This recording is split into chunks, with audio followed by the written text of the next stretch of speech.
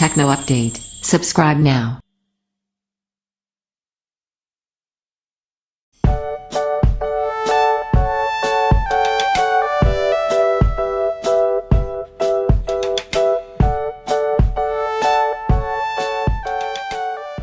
Pixelbook Review. Design and build.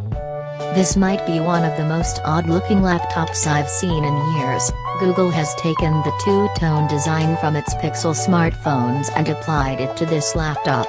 Unfortunately, I don't think it works. The casing of the laptop is a weird mix of MacBook Air aluminum and refrigerator shiny white. This works to great effect on Google's smartphones, less so on the vast expanse of lid on a laptop. Two-tone turns to tritone when you open the lid, gray chiclet keys, a white, slightly rubbery wrist rest, and yet more aluminium.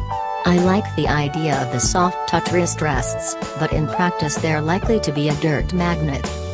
Keyboard and touchpad. The Pixelbook's inputs are best described as refined. The keyboard doesn't offer the most travel, but it is responsive and satisfying to type on. It's also backlit, although this is controlled by an ambient light sensor. I couldn't find an option to turn it on and off manually. There are a number of layout oddities for anybody coming from a Windows, a laptop or MacBook. The top row of keys are dedicated to specific functions, while the Windows or CMD key here is a Google Assistant button. Caps Lock brings up a search bar for your apps or Google, which is actually quite annoying. However, you can turn on Caps Lock by hitting Alt plus Search instead. Screen and speakers. Given the Pixelbook literally has a piece of screen jargon in its name, you'd expect this pixel-packed panel to be excellent. I'd say it's pretty good in many aspects, and fairly average in others. First, the good, brightness is spectacular, up at nearly 500 nits. That's near MacBook Pro levels of brightness. Contrast is also great, with deep blacks leading to huge 1498 to 1 contrast levels. But color coverage is a bit disappointing.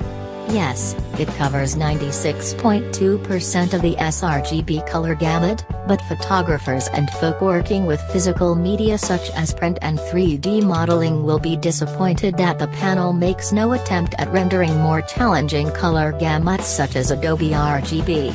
For a laptop that prides itself on its creative potential, this is disappointing.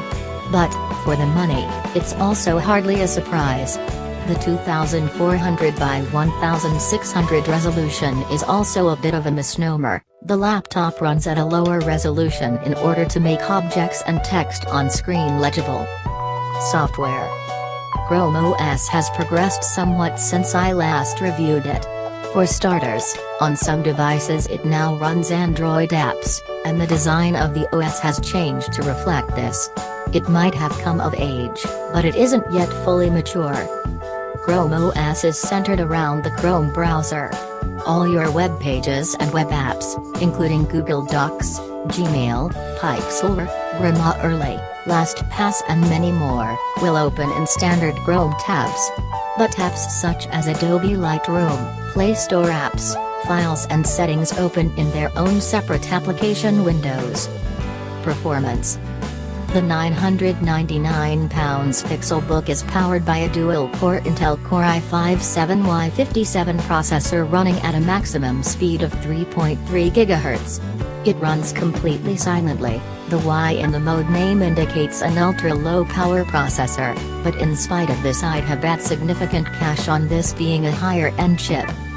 Battery life. The Pixelbook's battery life is astonishingly good.